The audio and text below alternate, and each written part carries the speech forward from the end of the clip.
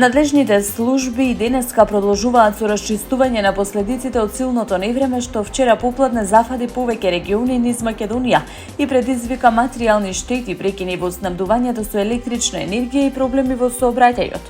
Според информациите на Центарот за управување со кризи, само на подрачјето на Скопје по 17 часот преку единствениот број за итни повици 112 биле примени повеќе од 9000 повици од граѓани.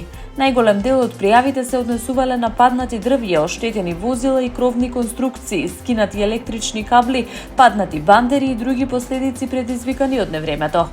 Во Полошкиот регион во Тетово се регистрирани помали материјални штети без потешки случаи што барале итни интервенции, а состојбата е оценета како стабилна. Во Вардарскиот регион невремето оставило последици во Белес, Свети Николе, Лозово, Кавадарци и Неготино, каде што се евидентирани паднати дрвја и гранки, оштетени кровови и настрешници, како и прекинати електрични кабли. Во делови од Свети Николе, Лозово, Чашка и околните населени места се уште има прекини во снабдувањето со електрична енергија, додека во индустриската зона во Кавадарци избувнал пожар поради паднати електрични жици, кој бил брзо локализиран.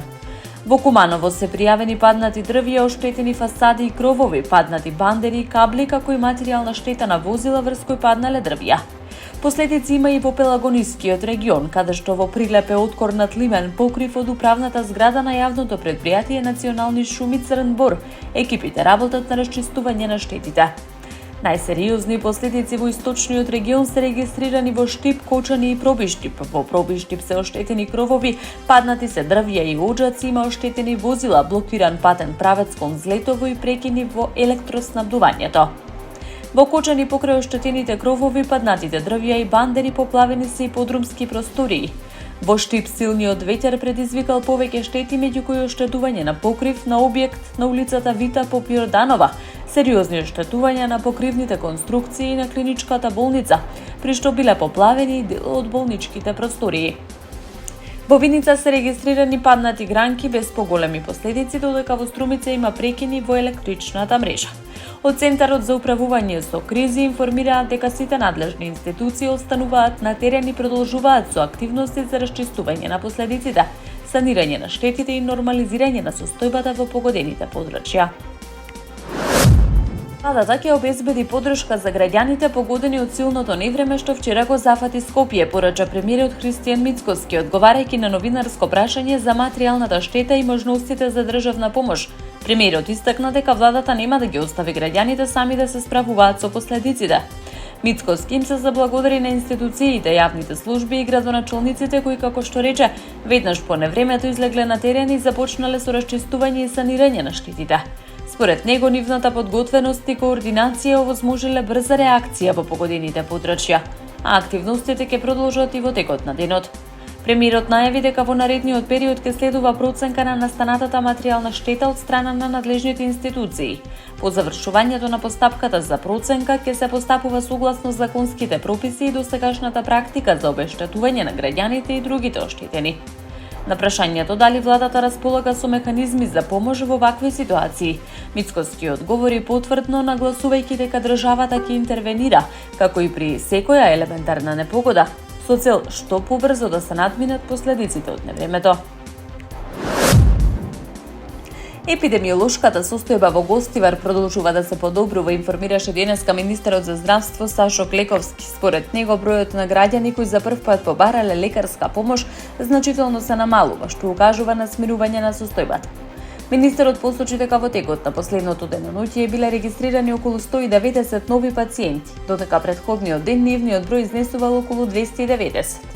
Најголем број заболени биле евидентирани во саботата, кога медицинска помош побарале околу 600 лица. Во меѓувреме, стручни тимови од јавното комунално предпријатие во Гостивар, во соработка со екипи од јавното предпријатие Водовод и канализација Скопје, работат на план за повторно ставање во функција на градскиот водовод. Планот предвидува континуирани анализи на квалитетот на водата на повеќе контролни точки, меѓу кои болницата, детските градинки, верските објекти, јавните чешми и други јавни локации. Клековски нагласи дека водата ќе биде повторно пуштена во употреба само кога ќе се потврди дека е целосно безбедна за користење. Тој ги повика граѓаните да ги почитуваат препораките на здравствените власти и да ги следат исклучиво официјалните информации. Во рамки на истрагата за причините за состојбата, Министерството за здравство побарало од Центарот за јавно здравје да ги достави сите мостри од водата земени во текот на годината, заедно со податоците за датумите и локациите за нивното земање, со цел да се направи целосна анализа за состојбата. Повеќе од 6 децении целосно е реконструиран одделот за трауматологија во Универзитетската клиника Свети Наум Охридски во Скопје, позната и како Стара градска болница. Станува збор за последниот поголем болнички оддел кој досега не бил обновен. Според раководството на установата, последната посериозна реконструкција на просториите била извршена во 1962 година. Со реконструкцијата целосно е обновена инфраструктурата на одделот, заменети се електричната, водоводната и канализацијската инсталација, обновен е системот за парно грејење, поставени се нови подови, вградени се и автоматски сензорски врати кои треба да придонесат за подобра хигиена и намалување на ризикот од инфекции. За градежните работи биле издвоени околу 200.000 евра од сопствениот буџет на болницата, додека дополнителни 30.000 евра биле обезбедени преку донации од општествено одговорни компании. Со тие средства набавени се нови болнички кревети, сталаци за инфузија и друга медицинска и болничка опрема. И покрај реконструкцијата, капацитетот на одделот останува непроменет и располага со 26 болнички кревети.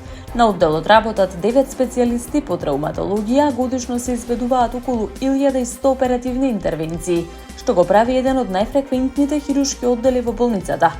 Од раководството на клиниката истакна дека покрај подобрувањето на условите за работа и лекување, предизвик и понатаму останува обезбедувањето доволен број медицински сестри и помошен технички персонал, кои имаат клучна улога во постоперативната нега и закрепнувањето на пациентите.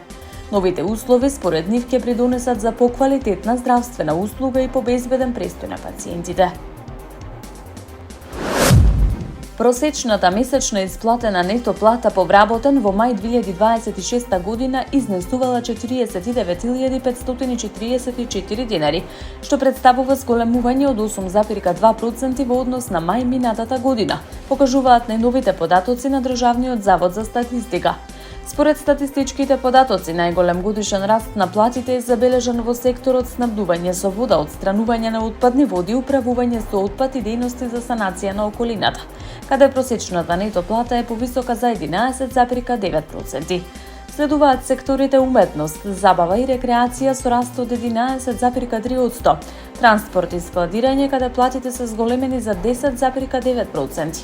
Во споредба со април годинава, просечната нето плата бележи најголем раст во секторот трговија на големо и мало, поправка на моторни возила и мотоцикли каде што е повисока за 6,3%. Раст регистрирани во секторите рударство и вадење камен за 5,8%, како и транспорт и складирање, каде месечното зголемување изнесува 5,7%. Државниот завод за статистика објави дека просечната месечна бруто плата по вработен во мај оваа година изнесувала 74.482 денари. Американската војска во текот на ноќта го изведе 11-тиот последователен бран воздушни напади врз Иран, соопшти Централната команда на САД ЦЕНТКОМ. Според американската страна, целта на нападите биле воени оперативни центри, хангари за авиони, складишта за беспилотни летала, поморски капацитети и логистичка инфраструктура. Оттаму наведуваат дека операцијата има за цел дополнително да ја намали способноста на Иран да го загрозува комерцијалниот поморски сообраќај низ Ормускиот теснец. Американската команда тврди дека во изминатите 3 месеци Иран нападнал повеќе од 30 трговски бродови што пловеле низ оваа стратешки важна поморска рута. Новите напади следуваат по најавите на американскиот претседател Доналд Трамп за интензивирање на војните операции против Иран. Трамп изјави дека Вашингтон во моментов нема интерес за обновување на разговорите со Техеран и не ја исклучува можноста за нови напади, вклучително и во близина на иранските постројки за збогатување ураниум.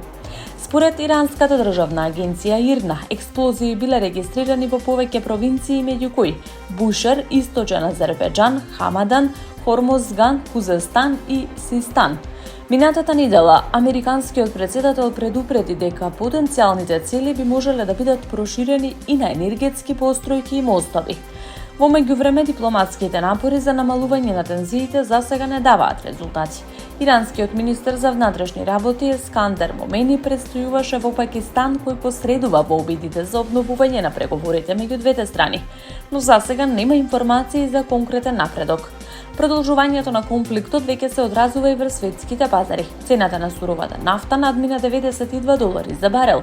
Раст на цените е забележан и кај нафтените деривати, што ги зголемува стравувањето од дополнителни економски последици, доколку кризата продолжи да се продлабочува. Украинскиот председател Володимир Зеленски го разреши врховниот командант на вооружените сили Олександр Сирски само неколку дена по смената на министерот за одбрана Михајло Федоров. Одлуката доаѓа во период на политички тензии во Украина, откако смената на Федоров предизвика протести и отвори прашање за состојбата во воениот врв на земјата.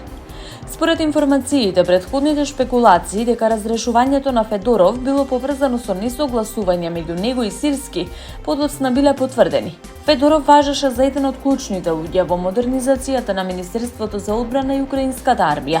Беше препознаен и по активностите во борбата против корупцијата.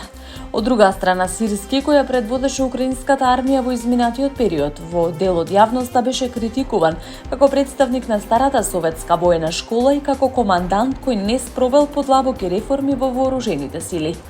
На негово место Зеленски го именува генералот Михајло Драпатиј, кој во Украина ужива голема поддршка и важи за искусен офицер со толкогодишно борбено искуство. Во видео обраќање до јавноста, украинскиот председател му се заблагодари на Сирски за неговиот придонес, особено за улогата во успешната одбрана на Киев во првите денови од руската инвазија во 2022 година. Зеленски откри дека претходно се сретнал со поранешниот министер за одбрана Михајло Федоров, кој му понудил и нова висока функција во државната власт, но засега не е познато дали тој ќе ја прифати понудата.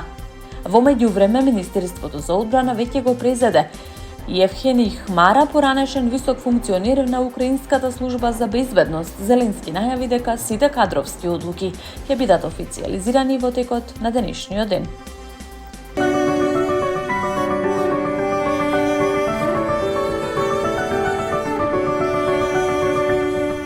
Управата за хидрометеоролошки работи издаде нов метеоаларм за денеска, предупредувајќи на нестабилни временски услови во повеќе региони од државата. Според прогнозата, во текот на денот ќе има повремени врнежи од дожд, а локално се очекува нестабилност, проследена со поројни врнежи, грмежи и засилен ветер. На одделни места постојат услови за појава на невреме, проследено со град.